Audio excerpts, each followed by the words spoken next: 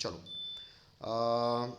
Last class में हमने जो स्टार मार्क इंट्रोडक्शन था उसमें सबसे पहले थर्मोडायनेमिक के कुछ टर्म्स थे, वो कैपिटल ए था। कैपिटल बी था कि भाई सिस्टम के कॉम्पोजिशन के आधार पे वो होमोजीनस हो सकता है, हेट्रोजीनस हो सकता है। कैपिटल सी था मैक्रोस्कोपिक प्रॉपर्टीज़ क्या होती हैं जो बल्क बिहेवियर को डील करती हैं, एक्सटेंसिव और इंटेंसिव होती हैं।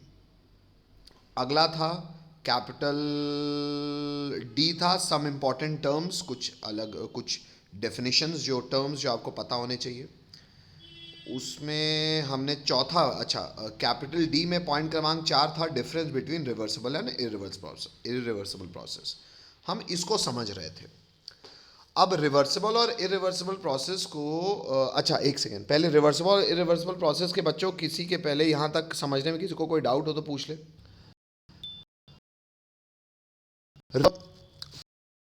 जब रिएक्टेंट प्रोडक्ट में बदले और प्रोडक्ट वापस रिएक्टेंट में बदले उसे कहते हैं रिवर्सिबल प्रोसेस। अब ये रिवर्सिबल प्रोसेस हम थर्मोडायनेमिकली एक्सपीरियंस कैसे कर सकते हैं, एक बार फिर से मैं एग्जांपल बता देता हूँ कि भाई मान लो ये हमारा एक सिलेंडर है, इसमें एक पिस्टन लगा है और पिस्टन के अंदर जो है, इसको मैं थोड़ा सा फिर से बनाता हूँ, ये अंदर पिस्टन, ये पिस्टन है और ये अंदर एक गैस भरी है। अच्छा, इस गैस का कुछ प्रेशर होगा P, जो कि गैस ऊपर की तरफ लगा रही होगी। अब पिस्टन मूव ना करे इसलिए मुझे ऊपर से भी कुछ फोर्स लगाना पड़ेगा। वो फोर्स मैं लेट्स से बालू, सैंड रख के लगा रहा हूं। इतनी सैंड जब मैंने रख दी तो ऊपर का फोर्स और नीचे का फोर्स बराबर, पिस्टन यहीं की यहीं रुकी रहेगी। सेम यही चीज को समझाने के लिए मैं एक दूसरा केस बना रहा हूं। इस दूसरे केस में भी लगभग बात वही है। एक सिलेंडर है, एक पिस्टन है, अंदर गैस भरी है जिसका प्रेशर P है। लेकिन इस स्थिति में मैंने इस पिस्टन को यहां पे रोका है एक लैच, एक सिटकिन्नी लगा के। जैसे वो लैच मैं खींचूंगा, ऑब्वियसली अगर मैं मानता हूं जो ये जो P है, ये P एक्सटर्नल प्रेशर से काफ़ी ज़्यादा है, मतलब हवा का जो प्रेशर है उससे ये P काफ़ी ज़्यादा है, तो ऑब्वियसली बात है ये एक्सपैंड करेगा। अच्छा, एक्सपैंड कहाँ तक करेगा? मैं कहता हूँ यहाँ एक सिटकिन्नी और लगी है। तो बच्चों अगर मैंने यहाँ पे इसको बोले कहा स्टेट वन, स्टेट वन में भी कब कह रहा हूँ पता है? जब मैंने सिटकिन्नी खींची तो ये स्टेट वन से स्टेट टू में पहुँचने में इसको कितनी देर लगेगी? सर एक खट्ट से पहुँच जाएगा, खट्ट से पहुँचेगा ना एक फाइनाइट टाइम में। हेलो, अच्छा, क्या स्टेट वन से स्टेट टू जब ये पहुंचेगा तो इस बीच कभी भी रुकेगा नहीं? सर ये तो खट्ट से पहुंचेगा। अच्छा, कभी भी कहीं भी रुकेगा नहीं, मतलब इस बीच कहीं भी इक्विलिब्रियम एस्टैब्लिश नहीं होगी। इक्विलिब्रियम मतलब अंदर का प्रेशर बाहर का प्रेशर बराबर नहीं होगा।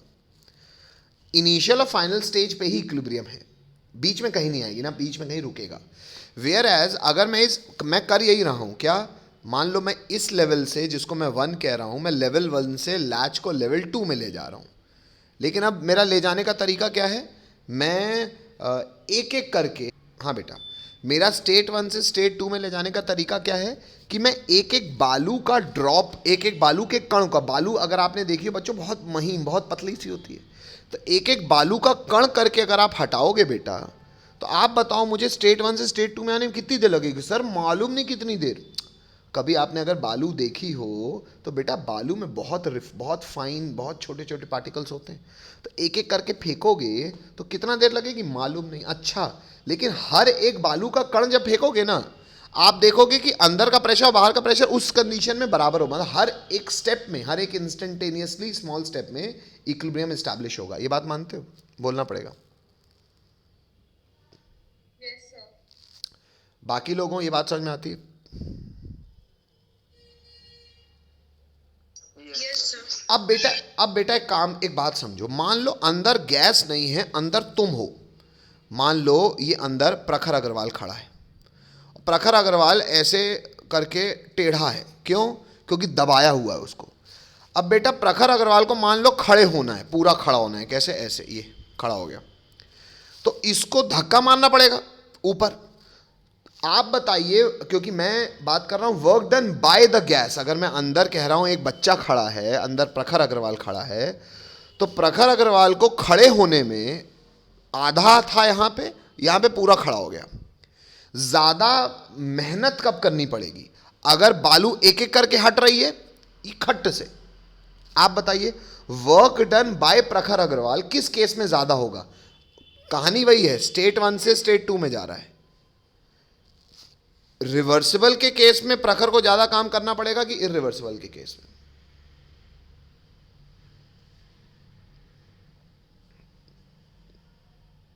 बोलो रिवर्सिबल।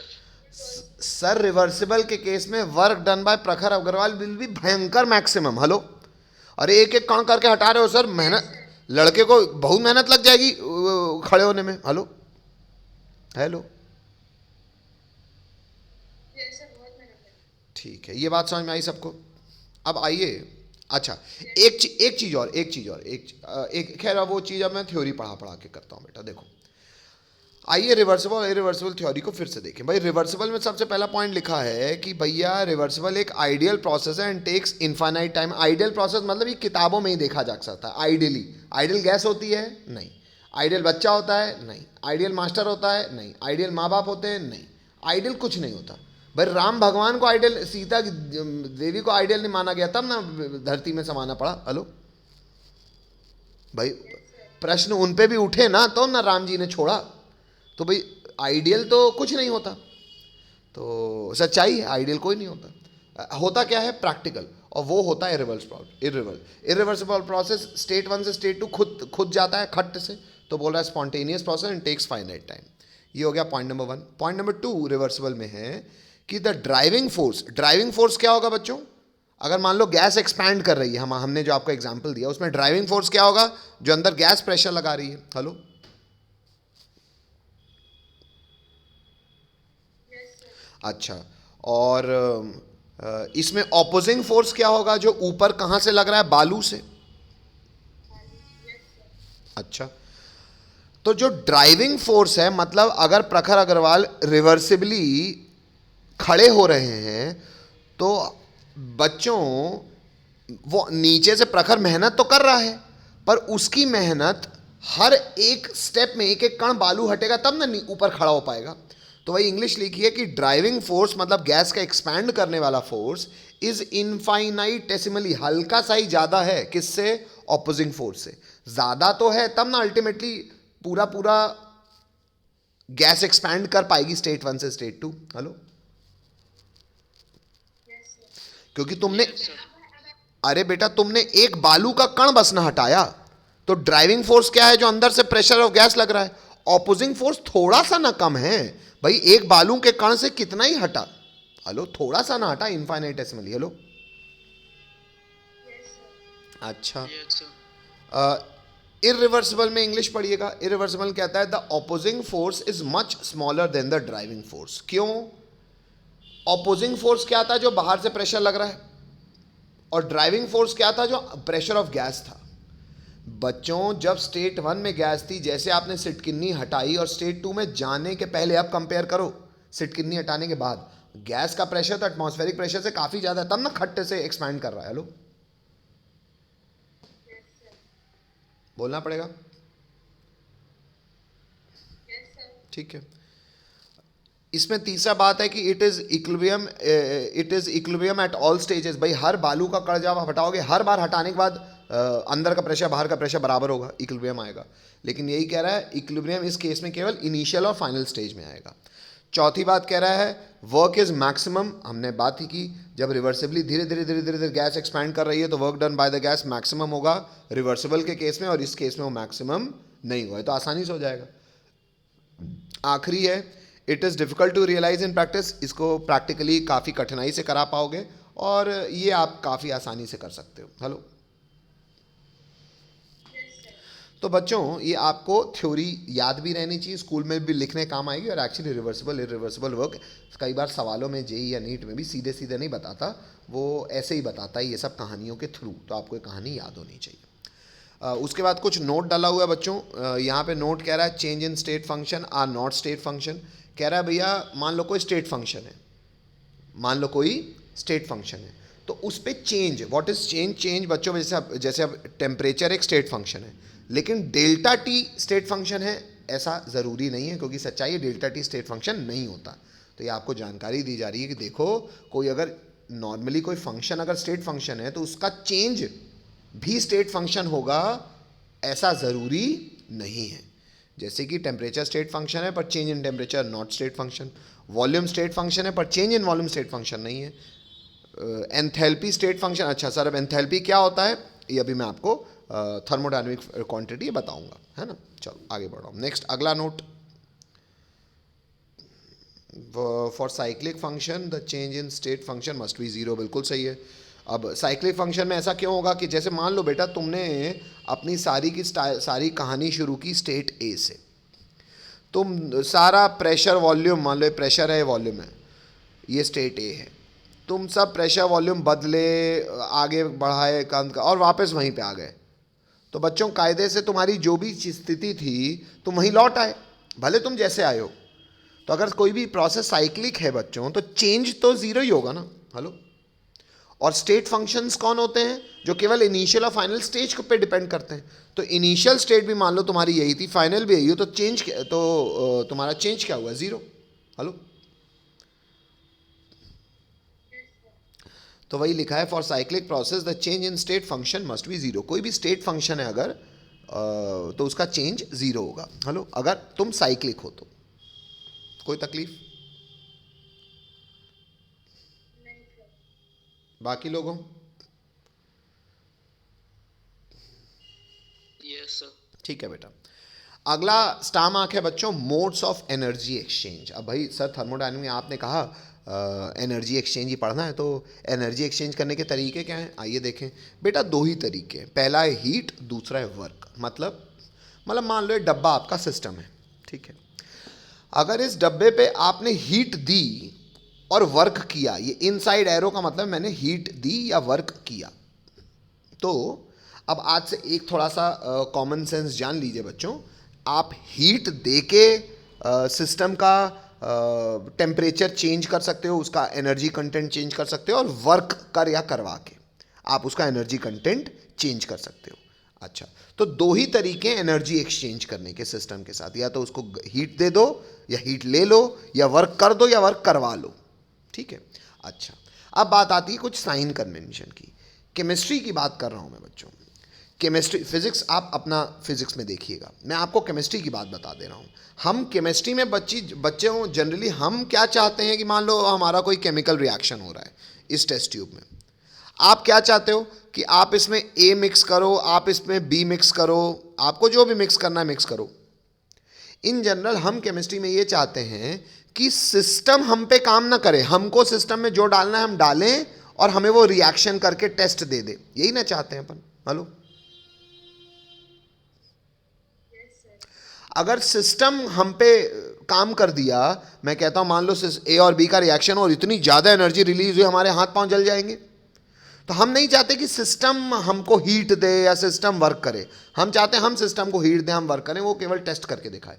तो केमिस्ट्री का कन्वेंशन बच्चों, सच्चाई है, ये कहता है कि heat given to the system and work done on the system को हम साइन कन्वेंशन से पॉजिटिव मानेंगे। Hello hello. वही यहाँ पे कह रहा है कि मान लो सिस्टम मैंने उसको हीट दी और वर्क किया, तो Q पॉजिटिव मानेंगे, W पॉजिटिव मानेंगे। अगर सिस्टम ने हीट दी और सिस्टम ने वर्क किया, देखो आउटसाइड एरो बना है, तो Q नेगेटिव मानेंगे, W नेगेटिव मानेंगे। वही कह रहा है heat and work done on the system. अगर हम सिस्टम पे हीट और वर्क कर रहे हैं तो हमारे लिए पॉजिटिव है, और heat and work done by the system, अगर सिस्टम हीट दे रहा है या वर्क कर रहा है तो हमारे लिए नेगेटिव है। हेलो। और वही फिजिक्स की मैं इतनी बात आपको अभी कर देता हूं भाई। आप एक फिजिकल मशीन से क्या चाहते हैं? फॉर इंस्टेंस आप अपनी गाड़ी के इंजन से क्या चाहते हैं? कि आप दिन भर उसमें हीट पेट्रोल डालते रहे, कि आप उसमें मिनिमम पेट्रोल डालें और मैक्सिमम काम करके दे आपको इंजन? हेलो, यही चाहते हो शायद। हेलो। तो फिजिक्स के केस में एक्चुअली आप ये देखोगे कि आप चाहते हो work done by the system हो, तो इसलिए आप बाय द सिस्टम को साइन कन्वेंशन से पॉजिटिव मानते हो। हेलो। लेकिन बेटा साइन कन्वेंशन चाहे फिजिक्स का हो चाहे केमिस्ट्री का हो, मैथमेटिक्स दोनों के हिसाब से आप सही फॉलो करोगे। तो आइए सर कैसे मैथमेटिक्स सही हो जाएगी, एक में तो जिसको आप प्लस मान रहे हो इसमें माइनस मान रहे हो, कोई बात नहीं, मैथमेटिकली हम लेकिन उचित बात ही करेंगे। आइए दिखा दूं मैं कैसे। जैसे मोड ऑफ एनर्जी एक्सचेंज में सबसे पहले हम लिख रहे हैं कैपिटल ए, और हम अब यहाँ वर्क की बात कर रहे हैं। वर्क में सबसे पहले हम लिखेंगे कैलकुलेशन ऑफ मैकेनिकल वर्क। अच्छा, वर्क को कैपिटल ए मत लिखना बच्चों, कैलकुलेशन ऑफ मैकेनिकल वर्क को इसमें कैपिटल ए लिखा हो। एक सेकंड देखने दो बेटा, नहीं बेटा, कैलकुलेशन ऑफ मैकेनिकल वर्क को कोई हेडिंग मत डालना, इसको ऐसे लिख देना, फिर नीचे पॉइंट नंबर 1 लिखना। आपके लिए वर्क हो गया कैपिटल ए, ठीक है। चलो, तो कैलकुलेशन ऑफ मैकेनिकल वर्क। अब मैकेनिकल वर्क क्या होता है सर? मैकेनिकल वर्क का अर्थ वही है जो हम थर्मोडायनेमिक्स फिजिक्स में देखते हैं, मतलब प्रेशर वॉल्यूम वर्क को भी कई लोग मैकेनिकल वर्क कहते हैं। आइए इंग्लिश पढ़ें। तो पॉइंट नंबर 1 में डेफिनेशन लिख रहा हूँ सबसे पहले मैं कह रहा हूँ work is the mode of energy transfer to और from the system with reference to surrounding. पता ही है अपने को कि भाई एनर्जी ट्रांसफर का एक तरीका है। अच्छा, वर्क कैसा होता है, ये अब थर्मोडायनेमिक्स की जानकारी है बच्चों। वर्क कैसा फंक्शन होता है बच्चों, बोलना पड़ेगा, पाथ फंक्शन। मतलब इसको फर्क पड़ता है कि तुम किसी चीज़ को स्टेट 1 से स्टेट 2 लाए हो तो कैसे लाए हो, ऐसे लाए हो कि ऐसे लाए हो कि सीधे लाए हो कि टेढ़ा मेढ़ा लाए हो। तो वर्क एक पाथ फंक्शन है, याद रखिएगा। अच्छा, सीजीएस सिस्टम में वर्क की यूनिट होती है अर्ग्स, और एसआई सिस्टम में होती है जूल। ये आपको शायद फिजिक्स से पता होगा। 1 जूल बराबर 10⁻7 अर्ग्स, ये भी आपको पता होगा, नहीं पता तो आज से याद रखिए। अच्छा, अब बात करते हैं मैथमेटिकली वर्क आप डिफाइन कैसे कर सकते हैं। तो वर्क हमको पहले से पता है सर, फोर्स इनटू डिस्प्लेसमेंट होता है। लेकिन सर अगर हम थर्मोडायनेमिकली मैकेनिकल वर्क की बात कर रहे हैं तो हम बात करते हैं प्रेशर वॉल्यूम वर्क। क्यों? क्योंकि शायद बच्चों ये प्रेशर वॉल्यूम वर्क ही है जिससे आपकी गाड़ी चलती है और पूरी दुनिया चलती है। कैसे भैया? एक होता है सिलेंडर, एक लगी होती है उसमें पिस्टन। शायद इतना आपको पता होगा कि पिस्टन जब बाहर की तरफ जाती है तो अंदर पंप करवाती है। अंदर पंप किसको कराती है? अंदर पंप कराती है वो गैस को और ऑयल को, जिसे आप पेट्रोल भी कहते हो। 50% गैस जाए, 50% ऑयल जाए, और 50% क्यों जाए? क्योंकि हमको पता है कंबशन फ्यूल का तभी हो सकता है जब ऑक्सीजन के साथ रिएक्शन हो। तो इसलिए आपको एयर भी बराबर पर्याप्त चाहिए। और तो जैसे ही पिस्टन ऊपर की तरफ जाएगा, आपके इंजन, वो जो इंजन का जो पिस्टन है जैसे ऊपर जाएगा, सिलेंडर में वो गैस और ऑयल खींचेगा और वापस अंदर दबेगा, तो इसका कंबशन होगा। इसका कंबशन होगा तो एनर्जी रिलीज होगी, एनर्जी रिलीज होगी तो इसको वापस ऊपर, ये वापस ऊपर जाएगा, तो ऐसे अंदर वापस ऊपर जाएगा। तो ये जो आपका डंडा है ये जुड़ा होगा आपके शाफ्ट से, और वो शाफ्ट क्या करेगा? आपके चक्के घुमाएगा। Hello hello, yes sir. ऐसे ही चलती है ना गाड़ी। Hello, yes sir. अच्छा, तो जितनी बार ये अंदर बार होगा उतनी बार आपका शाफ्ट आगे पीछे होगा, मतलब उतनी बार आपका चक्का घूमेगा। तो बोलेंगे रेवोल्यूशंस पर सेकंड, इतने हॉर्स पावर का इंजन है तो इतने रेवोल्यूशंस पर सेकंड देगा, तो गाड़ी उतनी तेज भागेगी। Hello, yes sir. Yes sir. अच्छा, तो बच्चों मतलब at the end of the day ये सारा फिजिक्स जो है ये इस ऑयल के कंबशन पे डिपेंडेंट है ना।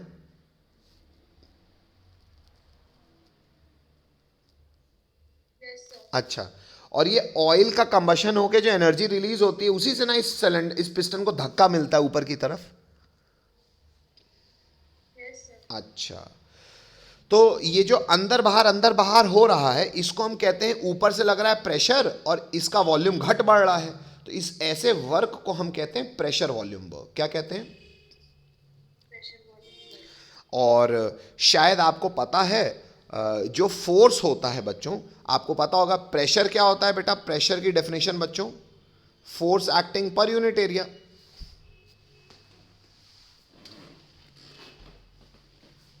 ये पता है या नहीं पता?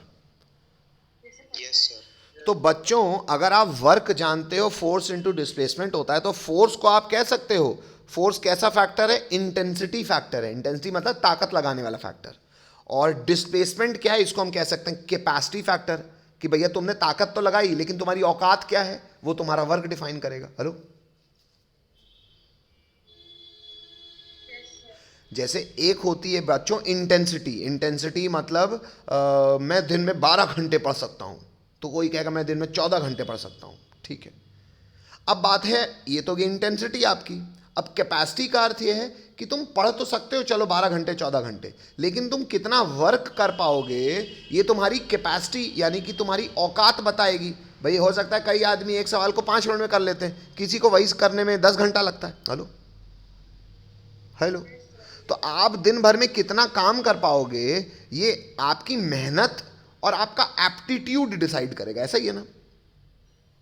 सिर्फ मेहनत से नहीं बनेगा, सिर्फ एप्टीट्यूड से नहीं बनेगा। भाई कोई बहुत होशियार है 5 मिनट में कर लेता है, लेकिन दिन में पढ़ाई 2 मिनट कर रहा है। भाई कोई बहुत गधा है, आता कुछ नहीं, मतलब कॉमन सेंस नहीं है, एप्टीट्यूड नहीं है, लेकिन मेहनत बहुत कर रहा है। तो बेटा दोनों के केस में बात तो वही है ना, वर्क तो ऑलमोस्ट जीरो ही होगा। लो अच्छा, तो वर्क भी बच्चों 2 कैपेसिटीज़ में विभाजित है, इंटेंसिटी फैक्टर और capacity factor. Intensity factor force को कहते हैं, आपको पता होना चाहिए, और कैपेसिटी फैक्टर डिस्प्लेसमेंट को कहते हैं। अब फोर्स और डिस्प्लेसमेंट को आइए हम रिप्लेस कैसे कर रहे हैं समझने की कोशिश कीजिएगा। देखो पॉइंट क्रमांक 2 है expression for pressure volume work, मैंने लिख भी दिया। मैकेनिकल वर्क मतलब प्रेशर वॉल्यूम वर्क, इंग्लिश लिख रहा हूँ।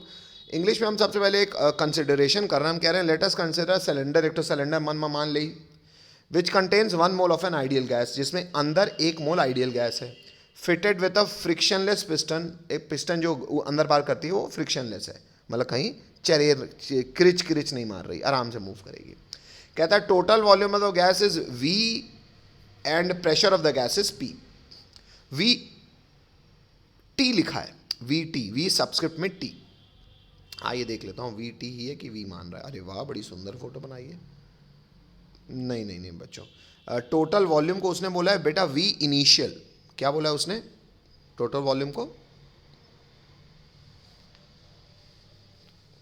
अरे बोलो ना, मुंह से नालायकों। हाँ, वॉल्यूम है V इनिशियल, ठीक है। आगे बढ़ते हैं, नेक्स्ट लाइन से लिखेंगे। कहता है if external pressure P external which is greater than P, मतलब अब मैं जो प्रेशर लगा रहा हूं बाहर से वो अंदर वाले प्रेशर से ज्यादा है, तो फिर क्या होगा? पिस्टन इज मूव्ड इनवर्ड, कब तक? Till the pressure inside gas becomes equal.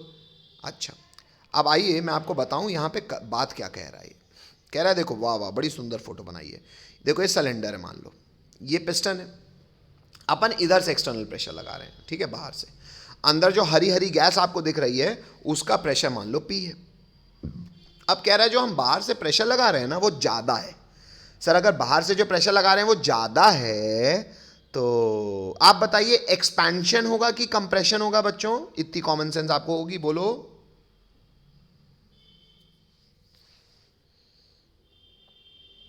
अरे बोलो ना, नहीं बता पाओगे। कंप्रेशन होगा। तो अगर इस स्थिति में गैस इतनी सी थी, इतना वॉल्यूम ऑक्यूपाई कर रही थी, इस वॉल्यूम को कह रहा हूं मैं V इनिशियल, यहां तक के वॉल्यूम को, और अगर मैंने एक्सटर्नल प्रेशर ज़्यादा लगाया तो गैस कंप्रेस होगी। देखो दिख भी रहा है। अगर गैस कंप्रेस हुई, कब तक कंप्रेस होगी? जब तक एक्सटर्नल प्रेशर अंदर के प्रेशर के बराबर ना हो जाए। अच्छा, और ये मान लो वॉल्यूम घट गया, इसको मैं कह रहा हूँ V फाइनल, ठीक है। और ये जो लेंथ थी जो डिस्प्लेस हुई, ये पूरी लेंथ डिस्प्लेस हुई L। कितनी लेंथ डिस्प्लेस हुई? L। इतनी बात राइट है? सबको बोलना पड़ेगा। Hello, yes sir. ठीक है, आगे बढ़ रहा हूं। अब खुद समझिए बच्चों। अच्छा, एक चीज और मैं अज्यूम करा रहा हूं आपको। ये जो हमारा सिलेंडर है ना, इसका ये जो क्रॉस सेक्शनल एरिया है, क्रॉस सेक्शनल एरिया मतलब बच्चों अगर इस सिलेंडर को आप इधर से देखोगे तो ऐसा गोला दिखेगा आपको। इस पूरे गोले को कहता हूं क्रॉस सेक्शनल एरिया। इतना सब समझते हैं? हेलो,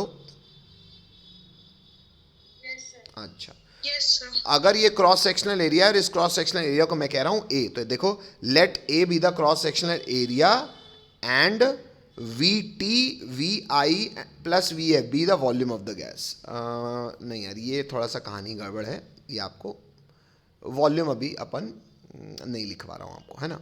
मैं आगे देखूंगा फिर मैं आपको बता दूंगा ये वॉल्यूम क्या लिखना चाहिए। इस बच्ची ने थोड़ा सा गड़बड़ लिखा हुआ है।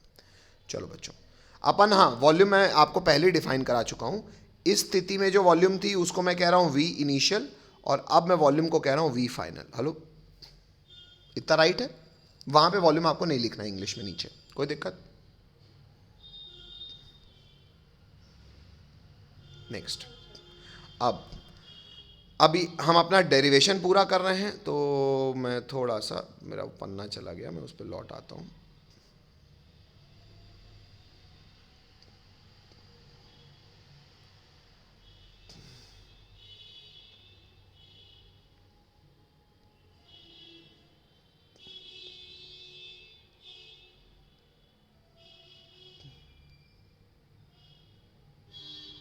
हाँ बेटा, इस पन्ने में था मैं, चलो बेटा। तो अब आगे बढ़ रहा हूँ मैं, नेक्स्ट आगे लिख रहा हूँ मैं, we also know, what do you know, भाई हम जानते हैं प्रेशर होता है force acting per unit area, therefore अगर आपको वर्क निकालना है तो फोर्स इनटू डिस्प्लेसमेंट करना था, तो फोर्स क्या हो जाएगा बच्चों, force on the piston will be pressure into area. अच्छा, अब अगर आप मान लो कंप्रेशन कर रहे हो बच्चों, तो प्रेशर आप पे कौन सा लग रहा है कंप्रेस करने के लिए, एक्सटर्नल प्रेशर, इसलिए मैंने फोर्स ऑन द पिस्टन को लिखा है P external into cross sectional area A. ये समझ में आता है? Yes, sir. अच्छा, अब बच्चों नेक्स्ट लाइन से मैं कह रहा हूं कि if small amount of work done on the system is D W, तो डी डब्ल्यू क्या हो जाएगा, फोर्स इनटू डिस्प्लेसमेंट। अब सर ये स्मॉल अमाउंट, ये डी डब्ल्यू की पंचायत क्यों कर रहे हो? क्योंकि बच्चों देखो, जो आप वर्क करोगे, मैं कहता हूं आप चाह रहे हो कि आपका पिस्टन जो है वो कंप्रेस करे, अंदर की तरफ जाए, ठीक है? तो अगर पिस्टन कंप्रेस कर रहा है, अंदर की तरफ जा रहा है, तो जो भी आप वर्क करोगे ना बेटा, एक्चुअली वो वर्क को हम स्मॉल पैकेट्स में तोड़ रहे हैं। क्यों? क्योंकि बच्चों अगर मैं चीज़ों को स्मॉल पैकेट्स में तोड़ दूं ना, और मेरे को मान लो चीज़ों को जोड़ना हो, तो अगर ये पैकेट्स कांस्टेंट होंगे तो सीधा ऐड कर सकता हूं, और मान लो अगर ये पैकेट्स कांस्टेंट नहीं भी होंगे ना, तो भी मेरे पास मैथमेटिकली इनको ऐड करने का तरीका, और इनको ऐड करने का तरीका कहलाता है इंटीग्रेशन।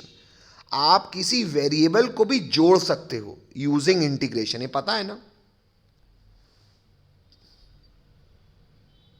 Yes, sir. तो इसीलिए Yes, sir. इसीलिए मैं कौन सा वर्क निकाल रहा हूं, मैं स्मॉल वर्क निकाल रहा हूं। क्यों? क्योंकि स्मॉल वर्क अगर कांस्टेंट हुआ तो भी मैं जोड़ने के योग्य हूं मैथमेटिकली, सिंपली ऐड कर दूंगा। और स्मॉल अमाउंट ऑफ वर्क अगर हर पॉइंट ऑफ वर्क में बदल रहा है, कहो आज 10 रुपए की मेहनत लग रही है, अगले ही सेकंड में 20 की लगेगी, फिर 30 की लगेगी, तो कोई बात नहीं, हम डी डब्ल्यू निकाल देंगे। और हमें अगर ये पता होगा कि डी डब्ल्यू वेरिएबल है, तो उस वेरिएबल को भी हम जोड़ लेंगे, कैसे? Using the mathematical knowledge of integration. इसलिए मैं स्मॉल वर्क में इंटरेस्टेड हूं। तो आइए नेक्स्ट लाइन से मैं कह रहा हूं, if small amount of work done on the system is D W, तो छोटा work will be equal to छोटा फोर्स इनटू छोटा डिस्प्लेसमेंट। भले मैंने फोर्स और डिस्प्लेसमेंट लिखा, पर आप समझ सकते हो डी डब्ल्यू मतलब स्मॉल अमाउंट ऑफ वर्क, तो will be equal to small amount of force into small amount of displacement. ठीक है, तो डी डब्ल्यू क्या हो जाएगा बच्चों, सोचते हैं। फोर्स क्या है बच्चों, external pressure into cross sectional area, लेकिन डिस्प्लेसमेंट पूरा मैंने लिखा था एल, छोटा था डिस्प्लेसमेंट हो जाएगा डी एल। मानते हैं बात, बोलना पड़ेगा। Yes, sir. अच्छा, तो कायदे से डी डब्ल्यू किसके बराबर हो गया बच्चों, पी एक्सटर्नल इंटू ए इंटू डी एल। अब बच्चों क्रॉस सेक्शनल एरिया तो फिक्स होगा, कांस्टेंट होगा ए इंटू डी एल को, मतलब बच्चों एरिया इंटू छोटी सी लेंथ, क्या चेंज इन वॉल्यूम नहीं हो जाएगा? Hello, Yes, sir. अच्छा, यहां पे लिखा भी हुआ है, यहां पे अलग से, एक सेकंड रुकिएगा।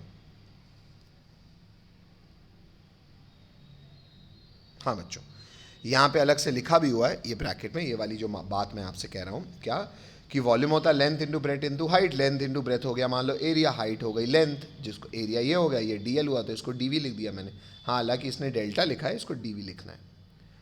हालांकि डीवी भी चेंज होता है और डेल्टा वी भी चेंज होता है, पर बच्चों डेल्टा का मतलब होता है काफ़ी, एक स्टेट से दूसरे स्टेट में जब चेंज देखा गया तो इसमें काफ़ी डिफरेंस होना चाहिए, और ये होता है स्मॉल चेंज, है ना? तो ठीक है, आगे बढ़ रहा हूँ। नेक्स्ट, अब तो सर कायदे से फॉर्मूला क्या बन गया बच्चों हमारा, इसके बाद बच्चों आपको ये नहीं लिखना, आपको फिर सीधा ये लिखना है, क्या? डी डब्ल्यू हो गया आपका minus P external into D V. क्यों सर ये माइनस कहाँ से आ गया? अब सुनो बेटा, मैंने आपको बोला था ना, वर्क चाहे फिजिक्स में हम माने बाय द सिस्टम पॉजिटिव, चाहे केमिस्ट्री में हम माने on the system positive, physics chemistry अपना मानते रहे, मैथमेटिकली दोनों को सही होना पड़ेगा। तो आइए ये देखें कि यहाँ पे माइनस लगा के हम मैथमेटिकली कैसे सही हो गए। भैया आप शायद मैथमेटिक्स से एक बात जानते हैं कि वर्क क्या होता है बच्चों, एफ डी कॉस थीटा, ये पता है कि नहीं पता? Yes, sir. अच्छा, और ये जो कॉस थीटा होता है ये फोर्स और डिस्टेंस के वेक्टर के बीच का एंगल होता है। ठीक है सर, हमको तो पता है। आइए आपकी मैथ्स की बात को मैं फिजिक्स में भी केमिस्ट्री में भी वैलिडेट कर दूं। फिलहाल आप मुझे बताओ बच्चों, सोच के बताइएगा, फिलहाल आप क्या अज्यूम कर रहे हो? आप एक्सपेंशन करा रहे हो कि कंप्रेशन करा रहे हो? बताओ। फिलहाल जो आप एग्जाम्पल अभी कर रहे हो, फिलहाल आप कंप्रेशन करा रहे हो। Hello, Yes, sir. बोलना पड़ेगा सबको। Yes, sir. अच्छा, तो अगर आप कंप्रेशन करा रहे हो तो कंप्रेशन कराने में फोर्स किस तरफ से लग रहा है? Sir, ऊपर से नीचे. ऊपर से नीचे। हेलो, तब ना दब रहा है। Hello, Yes, sir. Yes, sir. अच्छा अच्छा, डिस्प्लेसमेंट भी कहाँ हो रहा है? In the direction of force. नीचे ही हो रहा है। Hello, Yes, sir. तो कायदे से मैथमेटिकली वर्क कैसा आना चाहिए? Negative. अरे दोनों का, Sir, positive. हाँ, कॉस थीटा में थीटा 0 है, तो कॉस 0 इज 1, तो वर्क क्या आना चाहिए? आना चाहिए कि नहीं? बोलो। Yes, sir. आना चाहिए. Hello, Yes, sir. Yes. ठीक है, एक सेकंड रुकिएगा बच्चों, एक सेकंड होल्ड कीजिए। हम इतना तो समझ गए कि सर क्योंकि फोर्स और डिस्प्लेसमेंट दोनों एक जगह हो रहा है इस केस में, तो वर्क पॉजिटिव होना चाहिए। Hello, Yes, sir. आइए अब इसको थोड़ा सा ऐसे भी समझ लें बच्चों। मान लो मैं बाहर का जो एक्सटर्नल प्रेशर है वो एक्सटर्नल प्रेशर लगा रहा हूं, मान लो 10 का, एक एग्जाम्पल, ठीक है। अब डीवी क्या होता है बच्चों? Change in volume. अच्छा, चेंज हमेशा क्या होता है बच्चों? फाइनल माइनस इनिशियली, पता है ना आपको? अब मान लो बच्चों हो रहा है कंप्रेशन, ठीक है। पहले गैस की वॉल्यूम थी कहो 100, मान लो कंप्रेशन हो गया यहां तक, अब गैस की वॉल्यूम हो गई घटे ही होगी ना 50। Hello, Yes, sir. अब बच्चों चेंज क्या होता है? चेंज इन वॉल्यूम क्या हो जाएगा? Final minus initial. तो फाइनली वॉल्यूम कितनी है? 50 माइनस इनिशियल कितनी थी?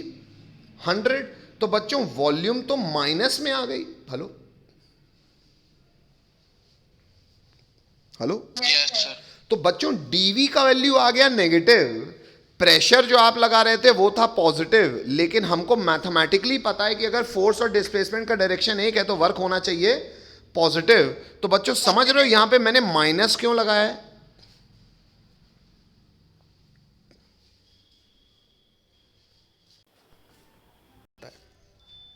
चलो वो वाली बात एक बार मैं फिर कर दे रहा हूं। ये अभी मैं बात कर रहा हूं केस 1 की। केस 1 क्या है? आवाज आ रही सबको मेरी?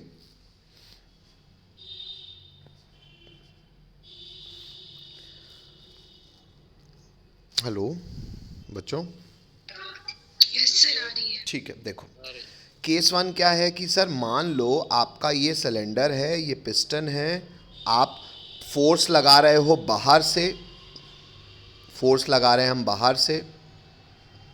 एक सेकंड रुकिए। देखो बेटा, मैं फिर से आपको एक बात ये समझा, क्योंकि बेटा अब हम ये कंप्रेशन वाला केस है, हम फोर्स कहाँ लगा रहे हैं? ऊपर की तरफ। अच्छा, डिस्प्लेसमेंट भी कहाँ हो रहा है? सॉरी, फोर्स लगा रहे हैं नीचे की तरफ, डिस्प्लेसमेंट भी कहाँ हो रहा है? नीचे की तरफ। वर्क पॉजिटिव होना चाहिए मैथमेटिकली। आइए फॉर्मूला हमने क्या सीखा है कि छोटा वर्क बराबर छोटा फोर्स इंटू छोटा डिस्प्लेसमेंट। फोर्स को देखने के लिए हमने फॉर्मूला निकाल लिया है कि पी एक्सटर्नल, और डिस्प्लेसमेंट को देखने के लिए हमने फॉर्मूला लिखा है डीवी। अब क्योंकि दोनों का डायरेक्शन सेम है तो वर्क पॉजिटिव होना चाहिए, तो मैंने कहा डी डब्ल्यू का formula P external into DV नहीं होगा, इसका फॉर्मूला होगा minus P external into DV. अब ये माइनस साइन की आवश्यकता क्यों है? माइनस साइन की आवश्यकता है क्योंकि हमको केमिस्ट्री का साइन कन्वेंशन और मैथमेटिक्स का साइन कन्वेंशन को सेम रखना है। अच्छा, मैथमेटिकली हमको क्या समझ में आ रहा है कि सर अगर वर्क फोर्स और डिस्प्लेसमेंट का डायरेक्शन एक है तो वर्क पॉजिटिव होना चाहिए। आइए यहाँ से चेक भी कर लें भाई, एक्सटर्नल प्रेशर तो हमेशा जो भी आंसर होगा वो पॉजिटिव ही होगा। अच्छा, अगर सर कंप्रेशन हो रहा है और एक्सटर्नल प्रेशर ज़्यादा है और कंप्रेशन हो रहा है तो वॉल्यूम तो घटेगी। वॉल्यूम घटेगी तो डीवी क्या होता है, चेंज इन वॉल्यूम। चेंज क्या होता है, फाइनल माइनस इनिशियल। तो अगर सर वॉल्यूम घट रही है तो फाइनल वॉल्यूम में फाइनल कम होगी, इनिशियल ज़्यादा होगी। जैसे मैंने आपको बताया फाइनल मान लो 50 है, इनिशियल मान लो 100 है, तो फाइनल माइनस इनिशियल ये जो चेंज है ये चेंज तो नेगेटिव आ जाएगा। लेकिन सर कंप्रेशन के केस में वर्क तो पॉजिटिव होना चाहिए, शायद इसीलिए ये माइनस और ये माइनस मिलके इसको पॉजिटिव बना देगा। मतलब जो आपने केमिस्ट्री में बनाया साइन कन्वेंशन वो मैथमेटिक्स को फॉलो करेगा। आप खुद देख लो, वर्क डी डब्ल्यू कंप्रेशन के केस में अगर डी डब्ल्यू का फॉर्मूला क्या है, minus P external into D V, तो ये माइनस हमने केवल ये सोच के लगाया और कोई तरीका नहीं था। Hello, Yes, sir. अब एक काम करते हैं, उल्टा देख लेते हैं। मतलब आज से हमारे लिए बच्चों डी डब्ल्यू का फॉर्मूला क्या हो गया है, छोटा वर्क का फॉर्मूला क्या हो गया है,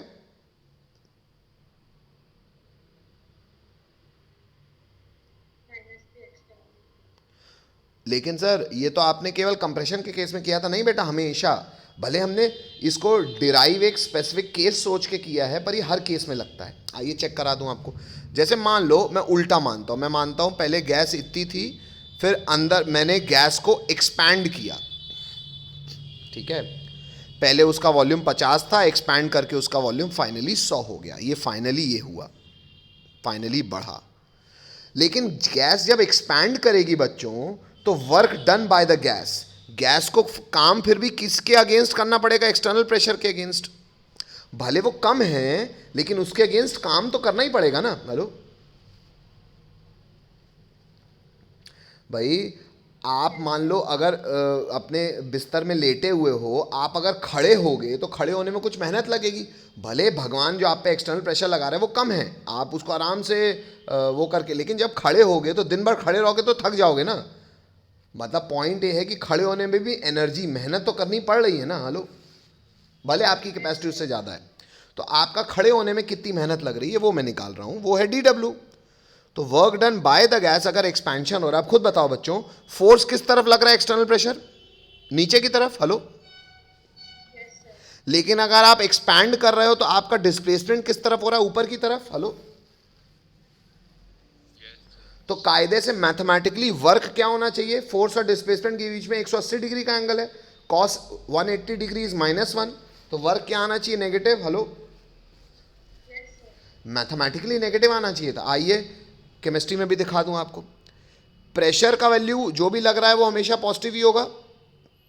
अच्छा, डीवी यानी कि change in volume, change in volume क्या होता है, फाइनल माइनस इनिशियल। अभी फाइनली कितना हो रहा है, 100, इनिशियली कितना था 50, तो फाइनल माइनस इनिशियल क्या आ जाएगा, पॉजिटिव। अच्छा, लेकिन पॉजिटिव इंटू पॉजिटिव अल्टीमेटली आपका वर्क क्या हो गया, नेगेटिव। क्यों, मैथमेटिकली भी नेगेटिव होना चाहिए था। मेरी बात समझिए, माइनस का सिग्निफिकेंस क्या है। Hello Yes, sir. Hello, Yes, sir. Yes sir. अच्छा, अब खुद देख लो बेटा, पिछले केस में अगर मैं आपसे पूछूं तो इस केस में आप गैस पे वर्क कर रहे थे कि गैस वर्क कर रही थी, मतलब work done by the system था कि work done on the system था। इस केस में अभी तो आप गैस पे काम कर रहे हो, तो ये तो work done on the system हुआ। Hello, yes sir. तो अब मैथमेटिकली बताओ, work done on the system positive होना चाहिए कि नेगेटिव होना चाहिए। भाई आप फोर्स भी इस डायरेक्शन में लगा रहे हो, डिस्प्लेसमेंट भी इस डायरेक्शन में लगा रहे हो, वर्क डन पॉजिटिव होना चाहिए नेगेटिव होना चाहिए, पॉजिटिव। Hello, yes sir. तो क्या हमने जब केमिस्ट्री में ये कहा कि work done on the system को हम पॉजिटिव मानेंगे तो हमने मैथमेटिकल साइन कन्वेंशन की तौहीन की क्या? No sir. अच्छा, दूसरा केस दिखा देता हूं आपको। हमने आपको कहा work done by the system को हम नेगेटिव मानेंगे। आओ मैथमेटिकली भी देख लें, हम किसके अगेंस्ट वर्क कर रहे हैं, एक्सटर्नल प्रेशर के अगेंस्ट। अगर एक्सपेंशन हो रहा है तो फोर्स नीचे की तरफ लग रहा है लेकिन डिस्प्लेसमेंट ऊपर की तरफ हो रहा है। तो वर्क डन, अगर गैस काम करेगी तो work done by the gas chemistry के हिसाब से क्या होना चाहिए? मैं कहता हूं 10 जूल का काम किया, work done by the gas क्या लिखना चाहिए? -10 जूल। हेलो, केमिस्ट्री के हिसाब से। हेलो,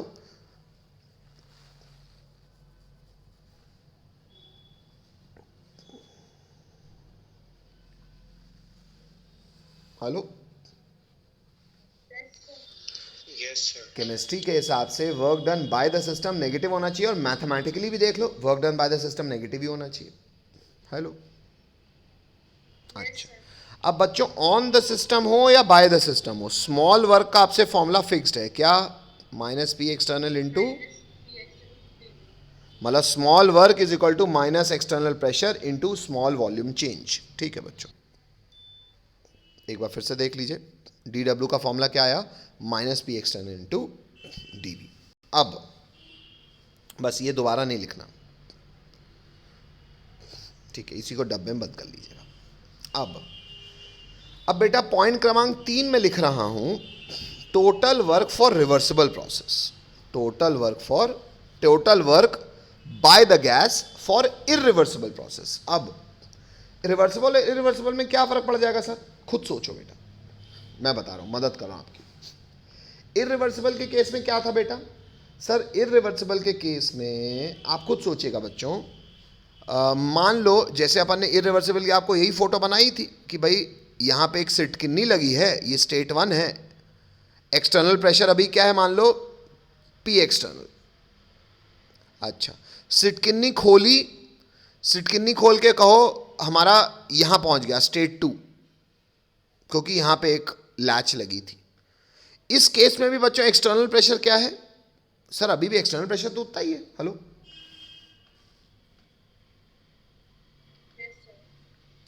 हेलो, तो बच्चों एक्चुअली जब आप किसी भी प्रोसेस को खट्ट से कराओगे ना, एकदम खट्ट से भाई फाइनाइट टाइम में, तो फर्क मैथमेटिकली ये पड़ेगा कि अगर आप प्रोसेस को इरिवर्सिबली करा रहे हो ना, तो एक्सटर्नल प्रेशर पहले जितना था लास्ट में भी, मतलब इनिशियल और फाइनल स्टेजेस में बस वो रुकेगा, बीच में तो कभी रुकेगा नहीं, और इनिशियल और फाइनल स्टेजेस के दौरान एक्सटर्नल प्रेशर जो था वही रहेगा। हेलो, तो बच्चों अगर एक्सटर्नल प्रेशर कांस्टेंट हुआ इरिवर्सिबल प्रोसेस में, अगर इरिवर्सिबली करा रहे हो तो होगा भी, तो वही यहाँ पे लिखा भी है बच्चों कि during irreversible process comma external pressure remains constant. बच्चों ये जो इसने पर्ची में लिखा हुआ है ना, ये सब आप मत करना, ये बच्चे ने अपने सोच के लिए काम बनाया है, तो वो सब आप मत करिएगा। आप जो मैंने लिखा है वो फिर बच्चा सोच के तो कुछ भी लिख सकता है। तो during irreversible process external pressure remains constant. देखो यहाँ पे समझाया भी कि स्टेट 1 है, स्टेट 2 है, अभी भी प्रेशर एक्सटर्नल था, अभी भी ये एक्सटर्नल, मतलब प्रेशर कांस्टेंट रहा है। तो अगर प्रेशर कांस्टेंट होगा बच्चों, अच्छा मुझे अब ये बताओ मैथमेटिकली आप कोई भी वेरिएबल को कैसे जोड़ते हो? इंटीग्रेट करके। अच्छा, छोटा वर्क क्या है? DW। पूरा इरिवर्सिबली अगर हम टोटल वर्क निकालना चाह रहे हैं तो हम लिखेंगे W इरिवर्सिबल, पूरा W इरिवर्सिबल क्या होगा? छोटे वर्क को इंटीग्रेट कर दो, छोटे वर्क को इंटीग्रेट कर दो। मेरी आवाज आ रही सबको? मेरी आवाज आ रही सबको? बोलना पड़ेगा। यहां तक सबने सुना था? छोटा वर्क से कंप्लीट इरिवर्सिबल वर्क कैसे लगाओगे? जब छोटे वर्क को इंटीग्रेट करोगे। क्यों? क्योंकि एक वेरिएबल को जोड़ने के लिए प्लस नहीं कर सकते, इंटीग्रेट करना पड़ता है, इतना पता है सबको? अच्छा, तो छोटे वर्क को इंटीग्रेट करोगे कहां से कहां तक? पहले वॉल्यूम कितनी थी? इनिशियल V1 मान लेते हैं, लास्ट में वॉल्यूम कितनी हो गई? V2 मान लेते हैं। इंटीग्रेट कर दोगे छोटे से वर्क को तो कंप्लीट वर्क आ जाएगा इरिवर्सिबल प्रोसेस का। हेलो, बोलना पड़ेगा। तो और I can say W irreversible is equal to integration from V1 to V2। DW का फॉर्मूला क्या पढ़ा अपन ने? -P external dot DV। कोई दिक्कत? No, sir. अगर काम इरिवर्सिबली कर रहे हो, मतलब खट्ट से कर रहे हो, तो P एक्सटर्नल क्या है इरिवर्सिबल चेंज के दौरान? कांस्टेंट। क्या कांस्टेंट इंटीग्रेशन के साइन के बाहर आ सकता है? Yes, sir.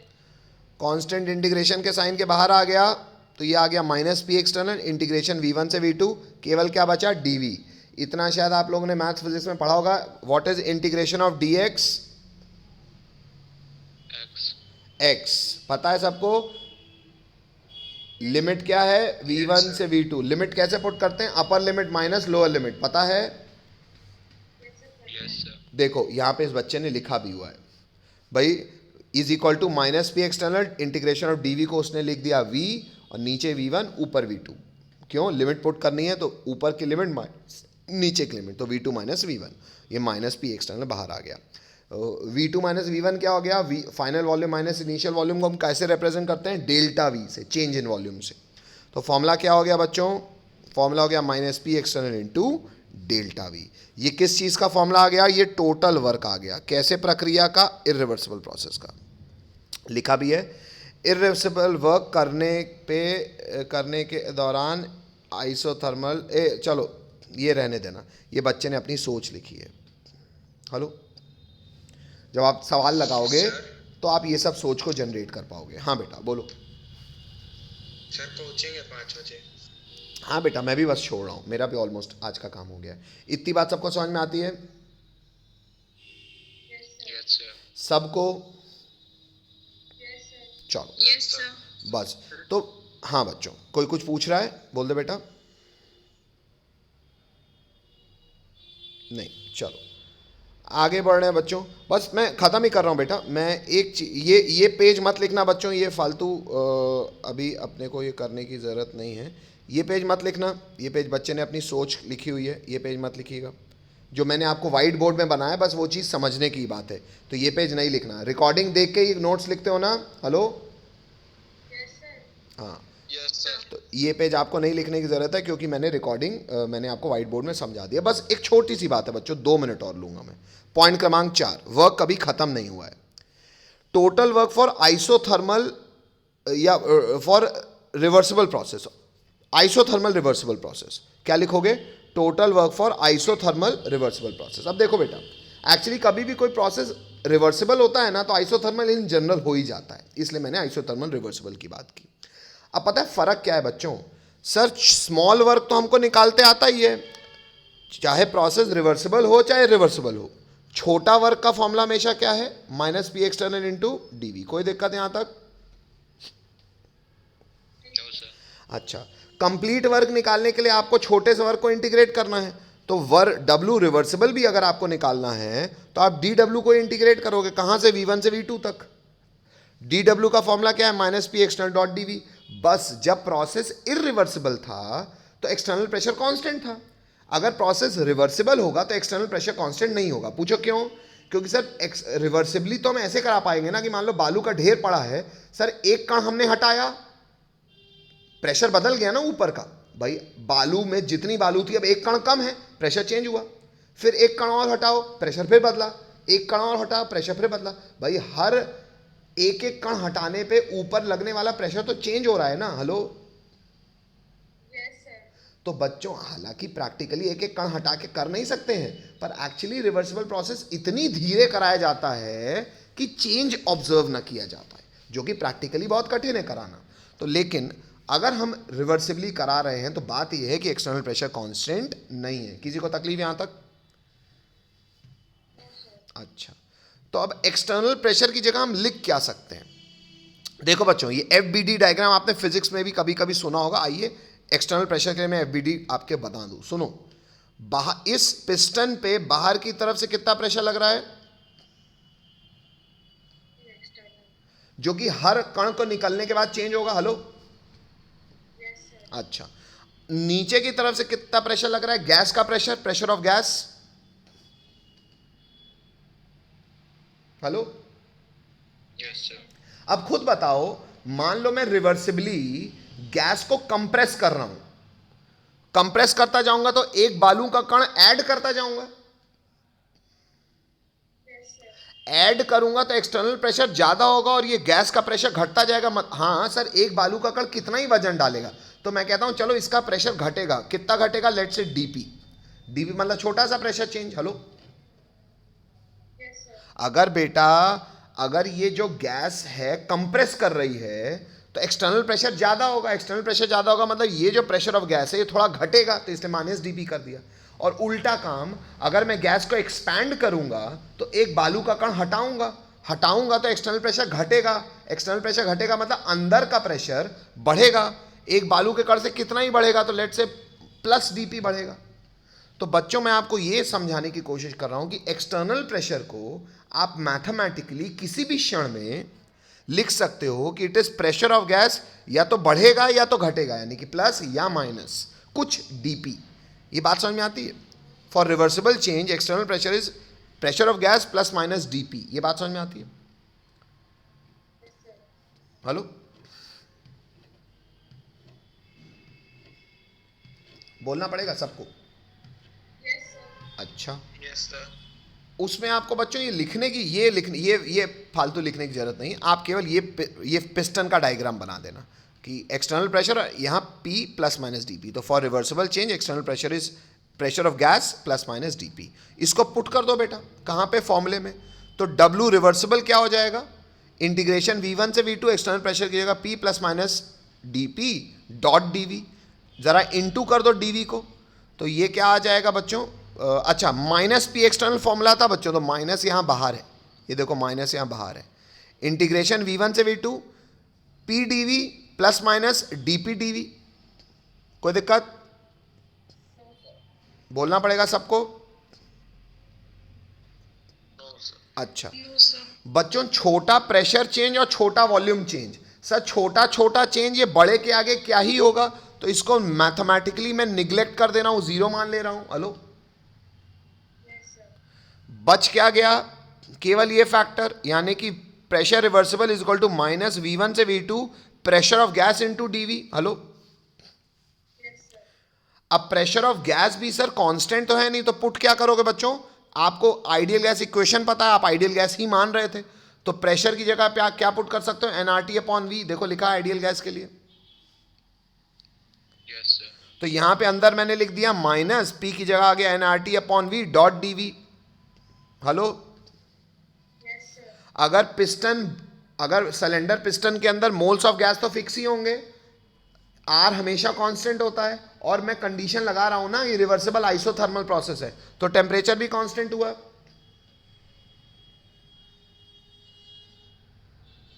Hello, Yes, sir.